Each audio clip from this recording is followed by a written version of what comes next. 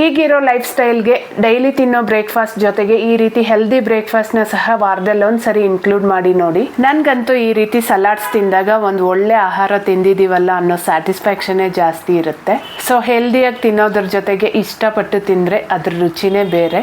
ಮೊದಲಿಗೆ ನಾನಿಲ್ಲಿ ನೈಟೆಲ್ಲ ನೆನೆಸಿಟ್ಟಿರೋ ಅಂಥ ಕಡಲೆನ ಒಂದು ಸ್ವಲ್ಪ ಉಪ್ಪು ಹಾಕಿ ಒಂದು 2-3 ವಿಷಲ್ ಕುಗ್ಸ್ಕೊತಾ ಇದ್ದೀನಿ. ನಂತರ ಒಗ್ಗರಣೆಗೆ ಸ್ವಲ್ಪ ತುಪ್ಪ, ಸಾಸಿವೆ, ಜೀರಿಗೆ, ಕರಿಬೇವಿನೆಲೆ, ಬೇಯಿಸಿಟ್ಟಿರೋ ಅಂಥ ಕಡಲೆ, ಚಿಟಿಕೆಯಷ್ಟು ಅರಿಶಿನ, ಹಾಗೆ ಒಂದು ಸ್ವಲ್ಪ ಖಾರದ ಪುಡಿ ಸಹ ಹಾಕ್ಕೊಂಡು ಚೆನ್ನಾಗಿ ಮಿಕ್ಸ್ ಮಾಡಿ, ಕೊತ್ತಂಬರಿ ಸೊಪ್ಪನ್ನ ಸಹ ಹಾಕ್ಕೊಂಡು ಸ್ವಲ್ಪ ಮಿಕ್ಸ್ ಮಾಡಿಕೊಂಡು ಸ್ಟವ್ ಆಫ್ ಮಾಡ್ಕೊತಾ ಇದ್ದೀನಿ. ಕೊತ್ತಂಬರಿ ಸೊಪ್ಪು ಹಸಿಯಾಗಿ ಇಷ್ಟಪಡೋರಾದರೆ ಹಾಗೆ ಹಾಕ್ಕೋಬೋದು.